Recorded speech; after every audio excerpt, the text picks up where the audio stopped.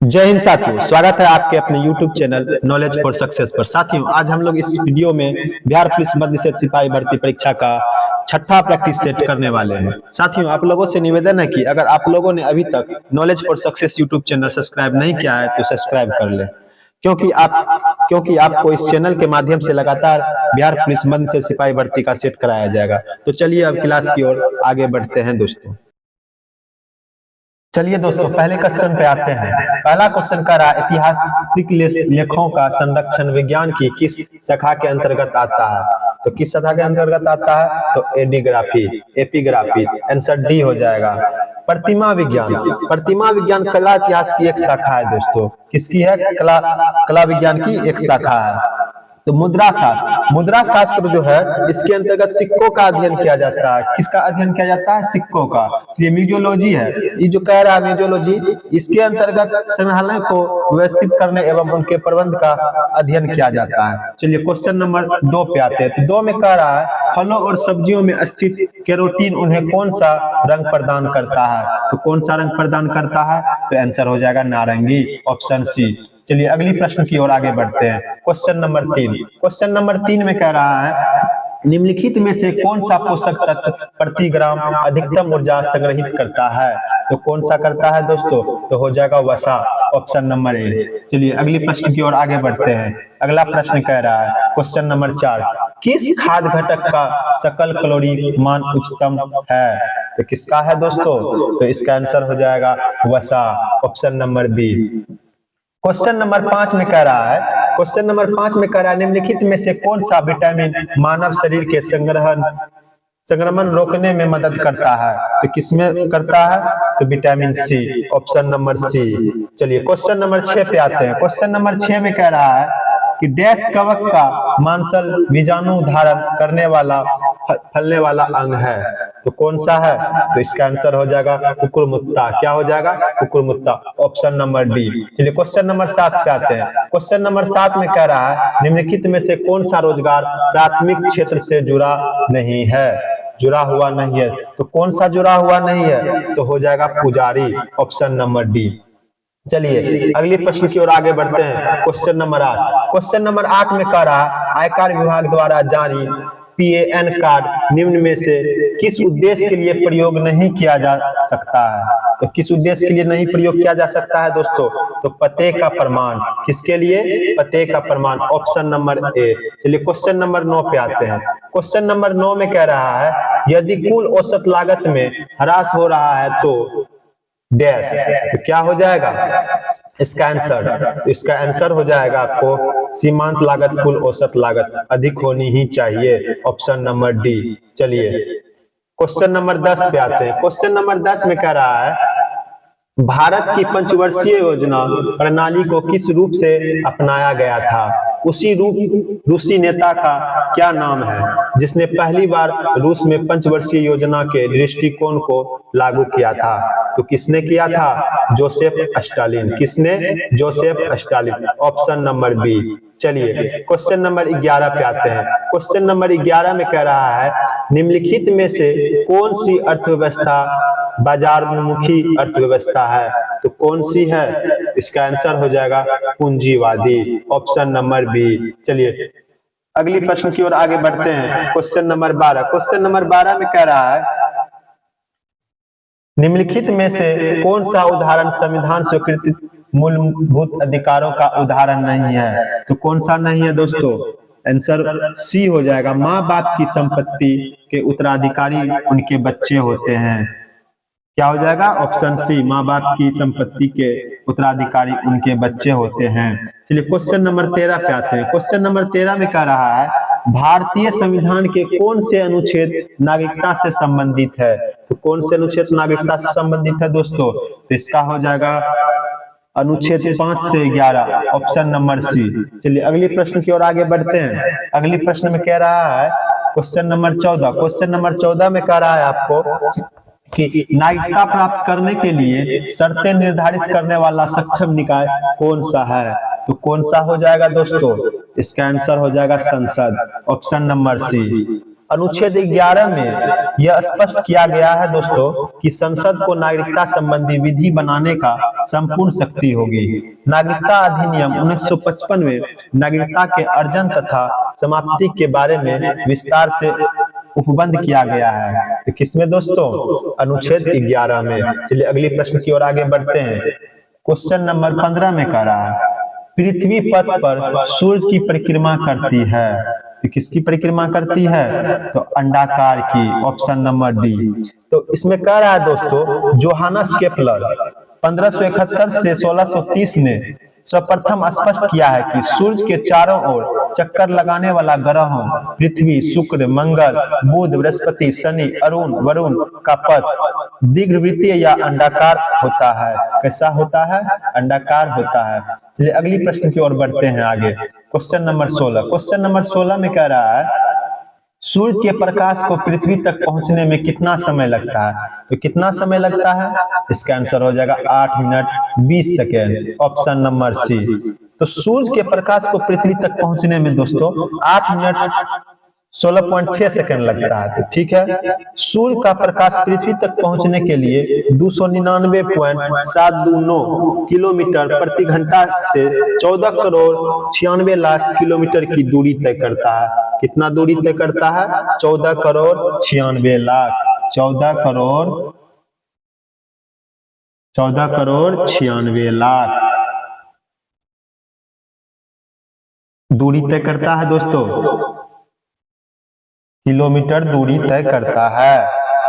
चलिए question number 17 पे आते हैं। क्वेश्चन नंबर 17 में कह रहा है आपको पृथ्वी के उत्तरी गोलार्ध में रहने वाली कुल मानव आबादी का अनुमानित प्रतिशत क्या है? इसका क्या हो जाएगा आंसर दोस्तों? इसका आंसर हो जाएगा 90, ऑप्शन डी। कह रहा है उत्तरी गोलार्ध में विश्व की 90% से अधिक जनसंख्या निवास करती है। कितना करती है? 90% से अधिक। कितना? 90% से अधिक। चलिए क्वेश्चन नंबर 18 पे आते हैं। क्वेश्चन नंबर 18 में कह रहा है आपको कि तनामी रेगिस्तान निम्नलिखित में से किस देश में स्थित है? तो किस देश में स्थित है? चीन में तो नहीं है, दक्षिण अफ्रीका में भी नहीं है, ये तो इसका आंसर हो जाएगा ऑस्ट्रेलिया। ऑस्ट्रेलिया में, ऑप्शन नंबर सी। चलिए क्वेश्चन नंबर 19 पे आते हैं। 19 में कह रहा है निम्नलिखित में से कौन से युग्म सम्मिलित हैं? कौन से युग्म सम्मिलित हैं दोस्तों? कपिल धारा प्राप्त गोदावरी, ये होगा क्या? ये तो नहीं लग रहा है। जोग प्राप्त शरावती, ये तो सही लग रहा है।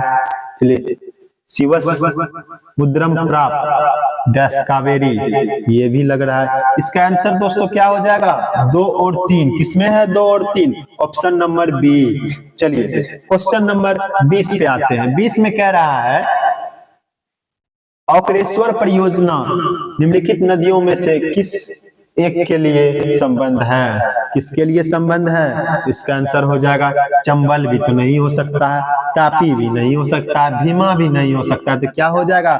Narmada, option number B. चलिए क्वेश्चन नंबर 21 पे आते हैं।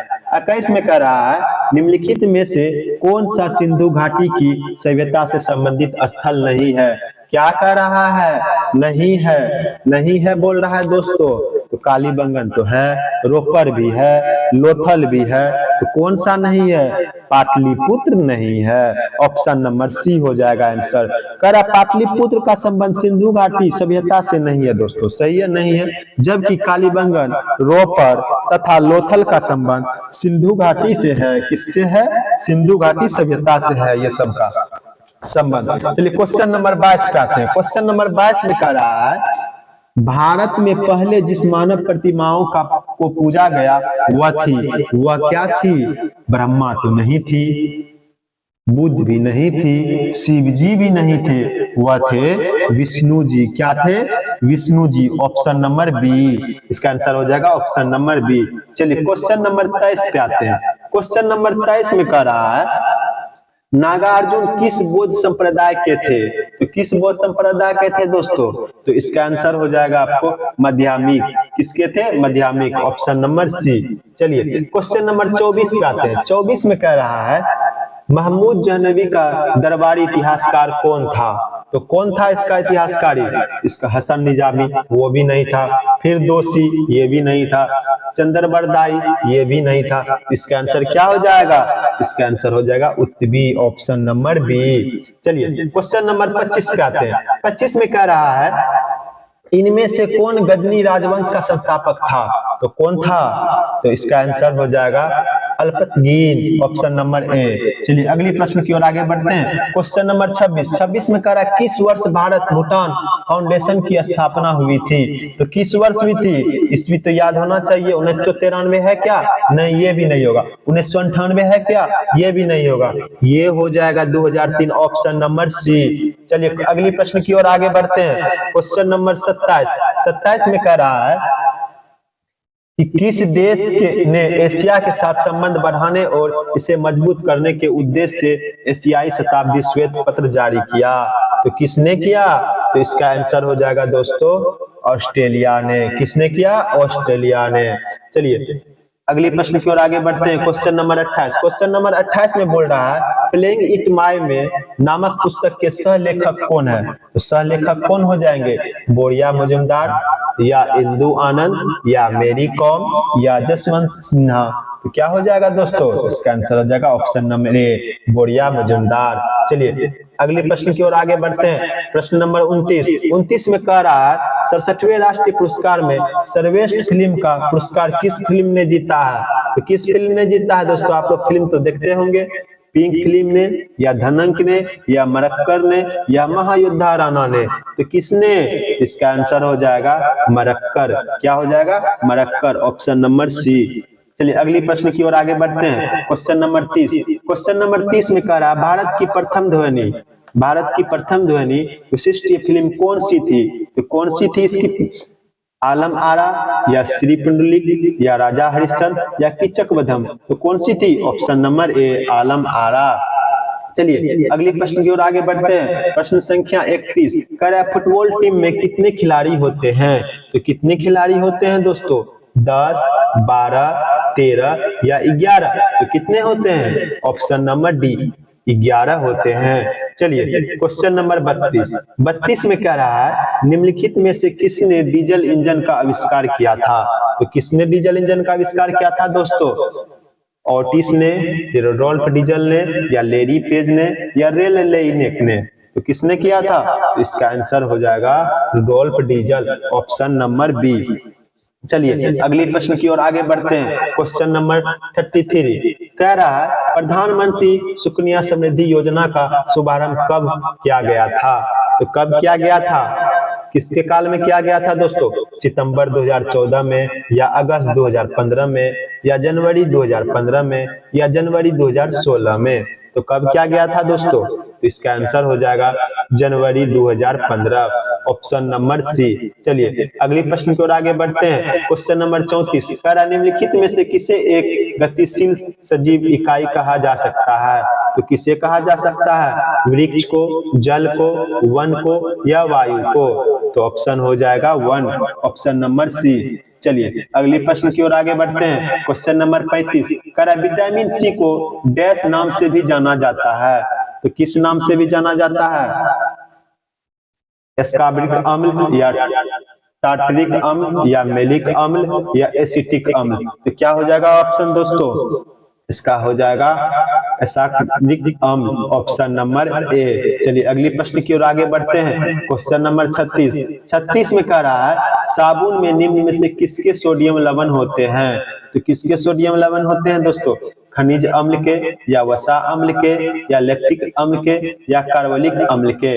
तो ये हो जाएगा वसा अम्ल के, ऑप्शन नंबर बी। चलिए अगली प्रश्न की ओर आगे बढ़ते हैं। प्रश्न संख्या 37। 37 में कह रहा है निम्नलिखित में से कौन सा एक वेब ब्राउजर नहीं है? वेब ब्राउजर बोल रहा है दोस्तों मोइजिला फायरबॉक्स, या ओपेरा, या शालीमार? क्या हो जाएगा इस तीनों में से दोस्तों? या तीनों में से दो होगा, ये भी आपको बताना है। तो क्या होगा? सिर्फ ये हो जाएगा, सिर्फ ये हो जाएगा, या सिर्फ ये हो जाएगा, या सिर्फ ये हो जाएगा? केवल एक, या केवल 2 और 3, या केवल 3, या केवल 2? क्या हो जाएगा ऑप्शन नंबर?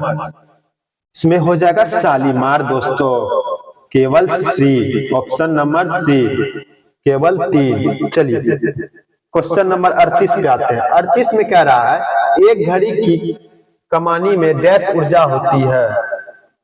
कितनी ऊर्जा होती है दोस्तों?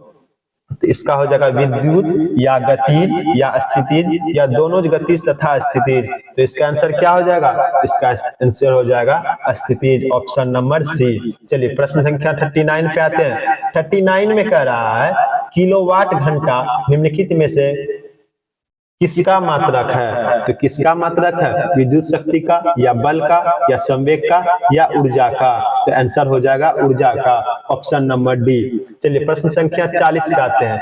40 में कह रहा है निम्नलिखित में से कौन पौधों में पानी के परिवहन से जुड़ा है? तो कौन जुड़ा हुआ है दोस्तों? फ्लोएम, जाइलम या एपिडर्मिस या कैम्बियम? क्या हो जाएगा? जाइलम हो जाएगा, ऑप्शन नंबर बी। चलिए अगली प्रश्न की ओर आगे बढ़ते हैं। प्रश्न संख्या 41। 41 में कह रहा है पत्ती के मध्य में मोटी शिरा को क्या कहते हैं? तो मोटी शिरा को क्या कहते हैं? मध्य शिरा या शिरा विन्यास या जालिका रूपी या समांतर शिरा विन्यास? तो इसका आंसर हो जाएगा मध्य शिरा, ऑप्शन नंबर ए। चलिए अगली प्रश्न की ओर आगे बढ़ते हैं। प्रश्न संख्या 42। 42 में कह रहा है रतौंधी डैश के कारण होती है। किसके कारण होती है? जल का कम सेवन के कारण या पीनियल ग्रंथि का अतिस्रावन के कारण या विटामिन ए की कमी से या एक्स गुणसूत्र द्वारा जनित आनुवंशिकता से?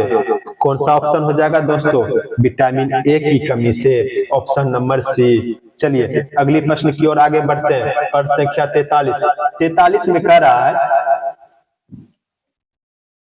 प्रश्न संख्या 43। 43 में कह रहा है अयनांत तथा विषुव के संबंध में दिए गए जोड़ों में से कौन सा सही नहीं है? तो कौन सा सही नहीं है दोस्तों? ये पूछ रहा 21 मार्च भूमध्य रेखा या 21 जून कर्क रेखा या 22 सितंबर मकर रेखा या 23 सितंबर उत्तरी ध्रुव? तो क्या हो जाएगा दोस्तों इसका आंसर? इसका आंसर हो जाएगा 22 सितंबर मकर रेखा। क्या हो जाएगा? 22 दिसंबर मकर रेखा, ऑप्शन नंबर सी। चलिए अगली प्रश्न की ओर आगे बढ़ते हैं। Question number 44। 44 में कह रहा है ध्रुव तारा कौन सी दिशा को दर्शाता है? तो कौन सा दिशा को दर्शाता है दोस्तों? उत्तर या दक्षिण या पूर्व या पश्चिम? तो ये तो हो जाएगा उत्तर दोस्तों, ऑप्शन नंबर ए। चलिए अगली प्रश्न की ओर आगे बढ़ते हैं। प्रश्न संख्या 45। 45 में कह रहा है किस सुल्तान ने अपनी राजधानी को दिल्ली से दौलताबाद में बदला था?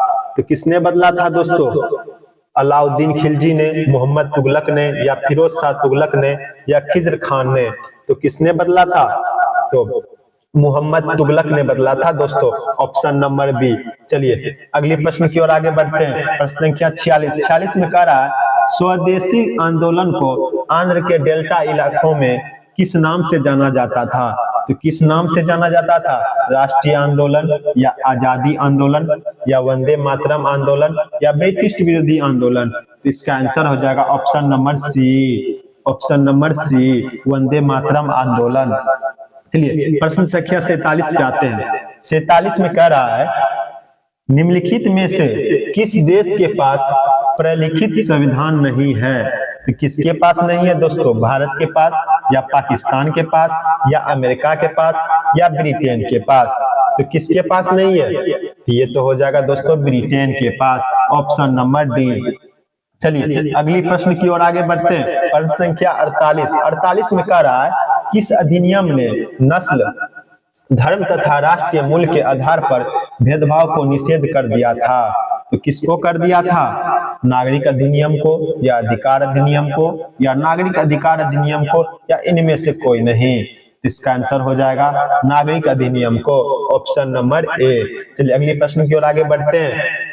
प्रश्न संख्या 49। उसमें कह रहा है कपास के रेशों का उपयोग कर कपड़े बनाने की आर्थिक गतिविधि किस क्षेत्र के अंतर्गत आती है? तो किसके अंतर्गत आती है? द्वितीय क्षेत्र की, प्राथमिक क्षेत्र की या तृतीय क्षेत्र की या चतुर्थात्मक क्षेत्र की? तो इसका आंसर हो जाएगा दोस्तों द्वितीय क्षेत्र की, ऑप्शन नंबर ए। चलिए अगले प्रश्न की ओर आगे बढ़ते हैं। प्रश्न संख्या 50। 50 में कह रहा है किस देश में मुद्रास्फीति की स्थिति में निम्नलिखित में से कौन सा कथन सही नहीं है? करा सही नहीं है दोस्तों, क्या बोल रहा है? सही नहीं है।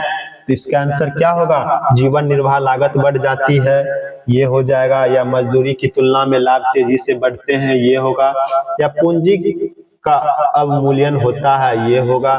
या देश के निर्यात अधिक प्रतिस्पर्धी हो जाते हैं, ये होगा। तो इसका आंसर हमको तो लग रहा है दोस्तों ऑप्शन नंबर डी हो जाएगा। 51 पे आते हैं। 51 में कह रहा है किसी समबाहु त्रिभुज के अंतर्भाग में स्थित किसी बिंदु से तीनों भुजाओं पर डाले गए लंबों की लंबाई क्रमशः 6 सेंटीमीटर, 7 सेंटीमीटर तथा 8 सेंटीमीटर है। त्रिभुज की भुजा की लंबाई कितनी है? तो कितनी हो जाएगी दोस्तों? आप लोग निकाल लीजिएगा। इसका आंसर ऑप्शन सी हो जाएगा। चलिए अगले प्रश्न की ओर आगे बढ़ते हैं। Question number 52। 52 में कह रहा है एक कमरे में गलीचा बिछाने का व्यय 100 रुपया है। यदि कमरे की चौड़ाई 4 मीटर कम होती तो गलीचा बिछाने का व्यय 20 रुपया कम आता। कमरे की चौड़ाई है, तो कमरे की चौड़ाई कितना है दोस्तों, ये पूछ रहा है। तो इसका आंसर हो जाएगा आपको 24 मीटर, ऑप्शन नंबर ए। चलिए अगले प्रश्न की ओर आगे बढ़ते हैं। क्वेश्चन संख्या 53। इसमें कह रहा है एक पाइप एक टंकी को 40 मिनट में खाली कर सकता है। इस टंकी के साथ खाली करने के लिए एक अन्य पाइप किसका व्यास पहले पाइप के व्यास का दुगुना है लगा दिया जाता है। दोनों पाइप मिलकर टंकी को खाली करने में कितना समय लेंगे? तो कितना समय लेंगे दोस्तों, ये पूछ रहा है। तो इसका आंसर हो जाएगा 8 मिनट, ऑप्शन नंबर ए। चलिए अगली प्रश्न की ओर आगे बढ़ते हैं। अगले प्रश्न में कह रहा है ए तथा बी मिलकर एक काम को 72 दिन में पूरा कर सकते हैं। बी तथा सी मिलकर 120 दिन में तथा सी और ए मिलकर उसे 90 दिन में पूरा कर सकते हैं। ए अकेला उसे कितने दिन में पूरा कर सकेगा? तो ए कितने दिन में कर सकेगा दोस्तों? तो ये निकाल लीजिएगा। इसका आंसर हो जाएगा ऑप्शन सी 120 दिन। चलिए अगले प्रश्न की ओर आगे बढ़ते हैं। अगले प्रश्न में कह रहा है एक नल किसी हौज को 8 घंटे में भर सकता है तथा एक दूसरा नल उसे 16 घंटे में खाली कर सकता है। यदि दोनों नल एक साथ खोल दिए जाए तो हौज को पूरा भरने में कितने घंटे लगेंगे? तो कितने घंटे लगेंगे ये पूछ रहा है। तो इसका आंसर हो जाएगा 16 घंटे, ऑप्शन नंबर सी। चलिए 56 पे आते हैं। क्वेश्चन नंबर 56 में कह रहा है एक तेल के कनस्तर का 4/5 भाग तेल से भरा था जिसमें 6 बोतल तेल निकाला गया और फिर 4 बोतल तेल इसमें डाला गया, तब यह 3/4 भरा रह गया। कनस्तर में कुल कितनी बोतल तेल आ सकता है?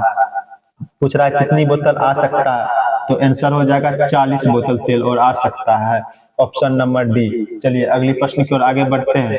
अगला प्रश्न कह रहा है निम्नलिखित भिन्नों में से कौन सी 3/4 से बड़ी तथा 5/6 से छोटी है? तो भिन्न निकाल लीजिएगा दोस्तों।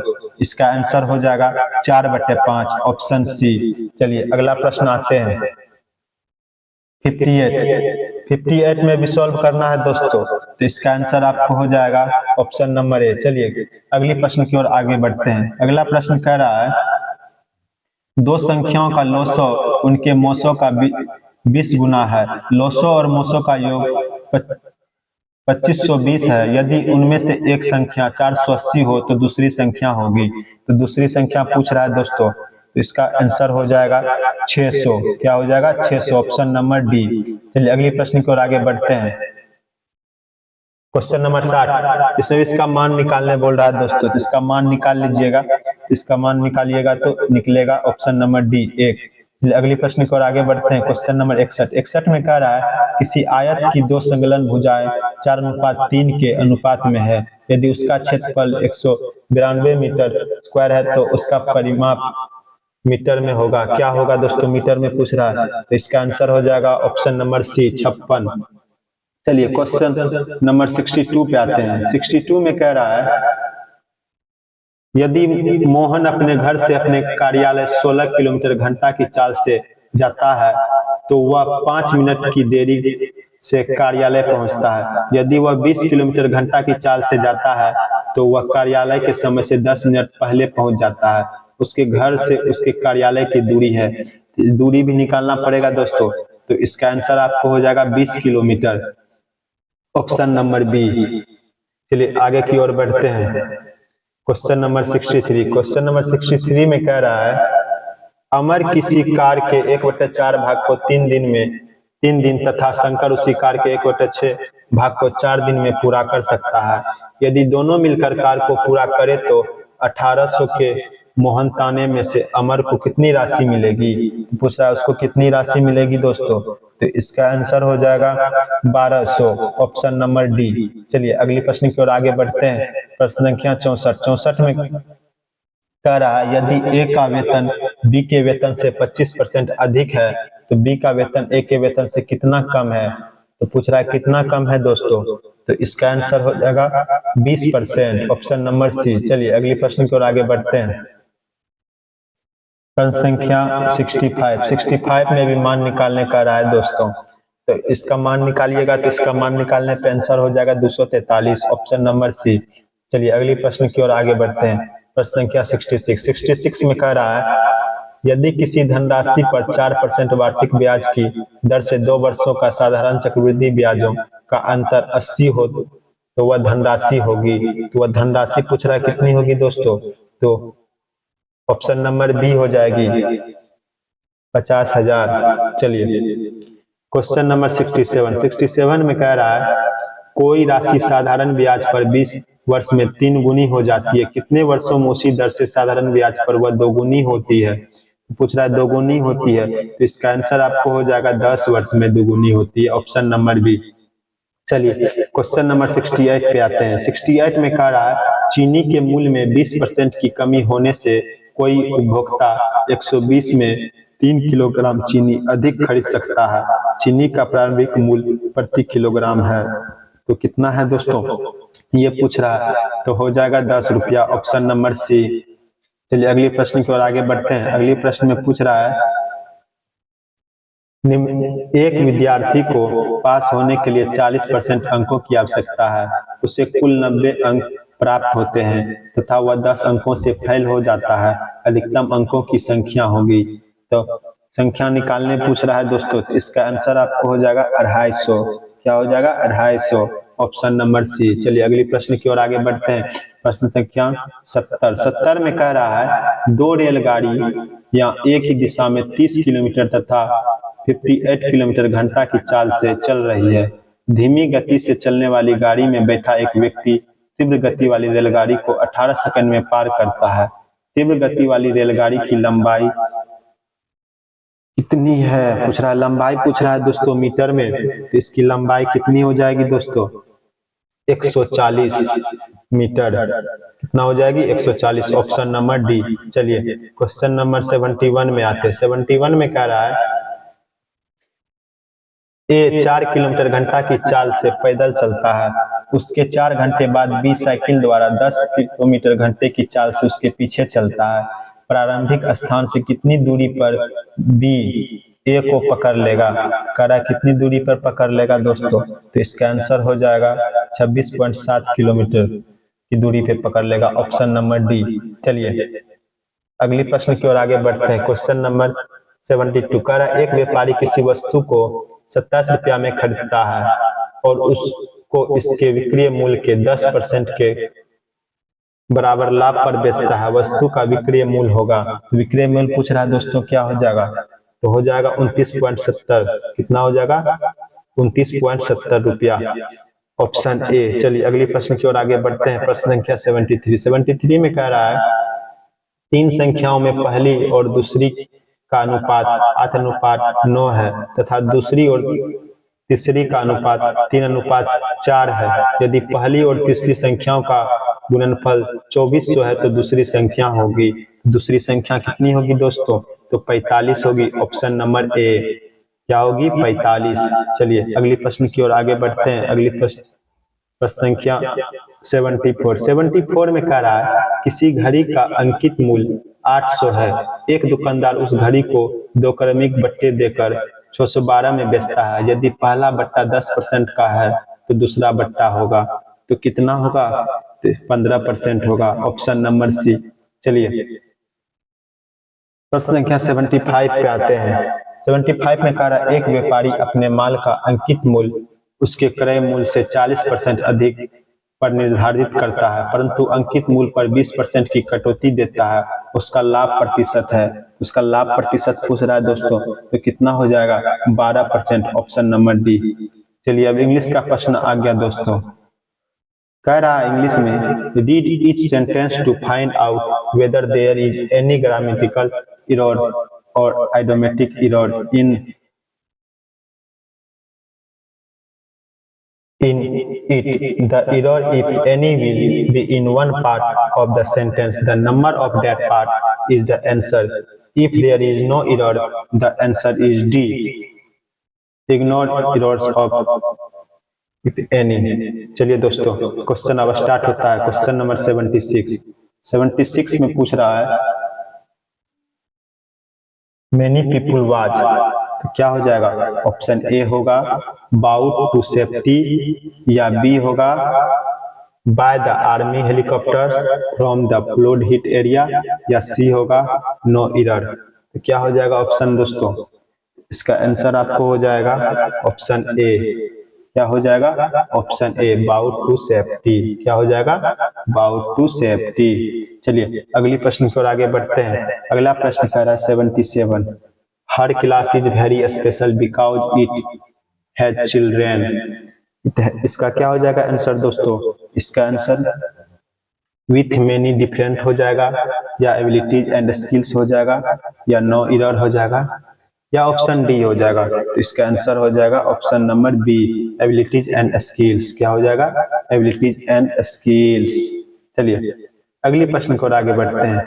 प्रश्न संख्या 78 में कह रहा है hostility between the, option A में हो जाएगा टू ग्रुप्स हैव, बी में हो जाएगा increased in the past few months, C में हो जाएगा नो एरर, या ऑप्शन डी होगा। तो इसमें क्या हो जाएगा दोस्तों? इसमें भी ऑप्शन बी हो जाएगा, increased in the past few months. क्या हो जाएगा? Option b answer. चलिए अगली प्रश्न की ओर आगे बढ़ते हैं।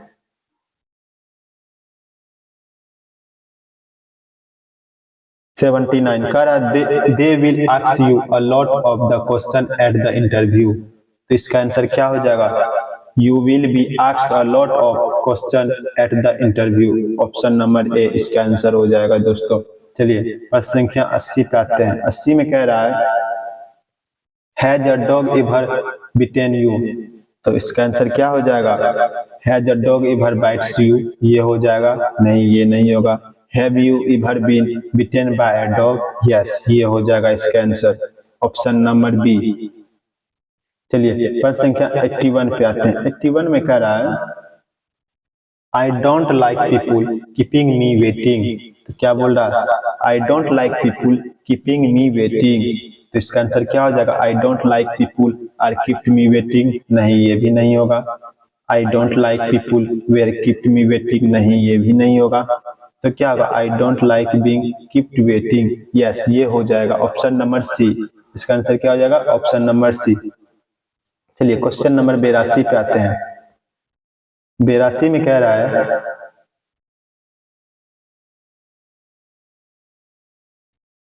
a police wolf saw a horse grazing in a field and decided to eat him। तो क्या कह रहा है? तो फिर कह रहा है the wolf went and stood behind the horse wondering if the horse's tail was the passport। Just then he received such a kick on his face that two teeth shot out of his mouth। क्यों में कह रहा है? क्यों में आपको कह रहा है if you come and stand behind me I will show you what a password is. R में कह रहा है what is the password asked the wolf. S में कह रहा है when the horse saw the wolf it said you cannot eat me I have a अ password.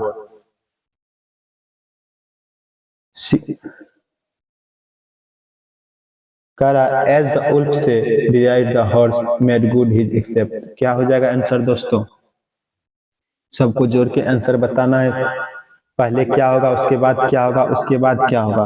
तो क्या हो जाएगा इसका आंसर दोस्तों? आपको इसका आंसर हो जाएगा एस आर QP क्या हो जाएगा, SRQP, ऑप्शन नंबर बी। चलिए क्वेश्चन नंबर 83 पे आते हैं। 83 में कह रहा है speech was the first means of conveying information. Information करा, फिर उसी तरह दोस्तों आगे पढ़ते जाइए और इसका ऑप्शन बताना है। तो इसका ऑप्शन क्या हो जाएगा, इसका ऑप्शन नंबर हो जाएगा आपको ए, QPSR, ऑप्शन नंबर ए। 84 पे आते हैं।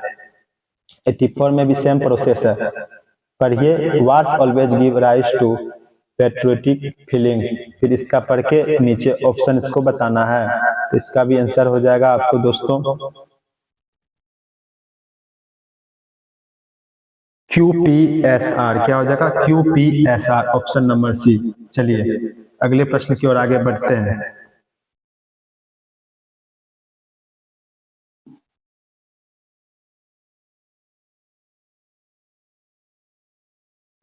प्रश्न संख्या 85 में कह रहा how can teachers brush up their knowledge. तो क्या हो जाएगा दोस्तों, बाय अरेंजिंग रिफ्रेशर कोर्सेज, या by providing monetary help incentive, या by providing better library facilities, या बाय सेंडिंग देम अबॉर्ड। तो इसका आंसर हो जाएगा ऑप्शन नंबर ए। चलिए 86 पे आते हैं। 86 में कह रहा है many of the new college are, क्या हो जाएगा, many of the new colleges are. तो इसका आंसर क्या हो जाएगा दोस्तों, सेंटर्स ऑफ एडवांस लर्निंग, या रिसर्च इंस्टीट्यूशंस, या फैक्ट्रीज प्रोड्यूसिंग डिग्री होल्डर्स, या known for their academic excellence. तो ऑप्शन नंबर इसका क्या हो जाएगा, सी। चलिए 87 पे आते हैं। 87 में कह रहा है What can automatically help to reduce admissions? क्या हो जाएगा, टॉप एंट्रेंस टेस्ट, या discouragement to open new college, या सेलेक्टिव एडमिशंस, या एबलाइजिंग रिजर्वेशंस। तो क्या हो जाएगा दोस्तों, इसका आंसर हो जाएगा option number c, selective admissions. चलिए क्वेश्चन नंबर 88 पे आते हैं। 88 में कह रहा है निम्नलिखित किस शब्द की वर्तनी सही नहीं है। जो शब्द दिया हुआ इसमें सही पूछ रहा है, कौन नहीं है दोस्तों। इसका क्या हो जाएगा, समुन्नतशील, या श्लिष्ट, या शाश्वत, या यावत जीवन। क्या हो जाएगा, यावत जीवन, ऑप्शन नंबर डी। चलिए 89 पे आते हैं। 89 में कह रहा है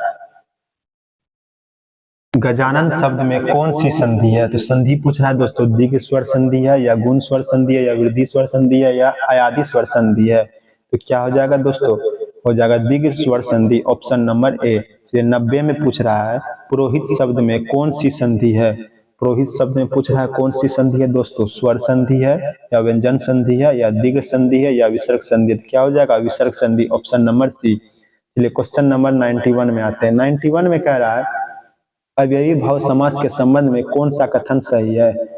अर्थ प्रधान समासिक शब्द, या उभय पद प्रधान समासिक शब्द, या पूर्व पद प्रधान समासिक शब्द, या उत्तर पद प्रधान समासिक शब्द।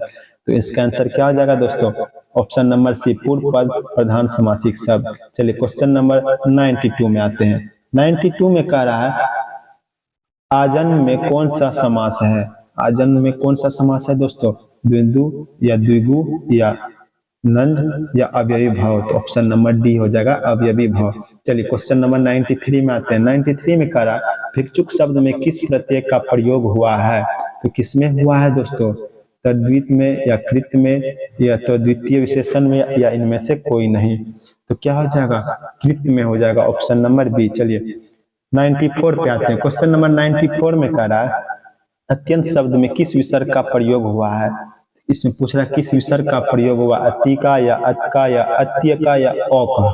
तो किसका हुआ है दोस्तों, अति का, ऑप्शन नंबर ए। चलिए अगले प्रश्न की ओर आते हैं दोस्तों। अगला प्रश्न है दोस्तों, इसमें त्रुटि खोजने बोल रहा है दोस्तों, इसमें त्रुटि खोजना है।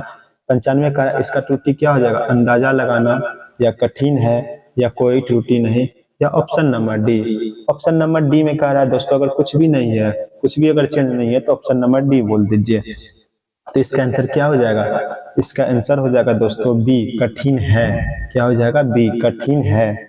चलिए क्वेश्चन नंबर 96 में भी कह रहा है दोनों प्रकार के लेखक, इसमें भी पूछ रहा है कि कहाँ पे गलती है दोस्तों, एक ही कोटि में रखे या जाने योग्य है या कोई त्रुटि नहीं, या ऑप्शन नंबर डी। तो क्या हो जाएगा इसका आंसर दोस्तों? इसका आंसर हो जाएगा ऑप्शन नंबर डी। क्या हो जाएगा? Option number D. चलिए अगले प्रश्न की ओर आगे बढ़ते हैं।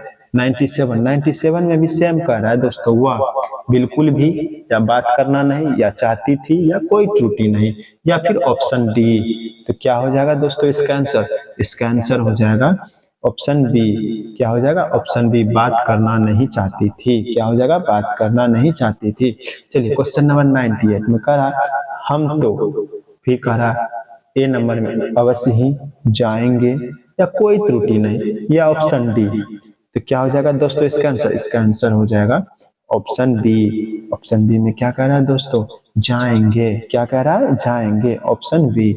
चलिए क्वेश्चन संख्या 99 में कह रहा है मुझसे यह काम, ऑप्शन ए में कह रहा है संभव नहीं, बी में कह रहा है हो सकता है, सी में कहा है कोई त्रुटि नहीं, या डी में कह रहा है कोई भी नहीं।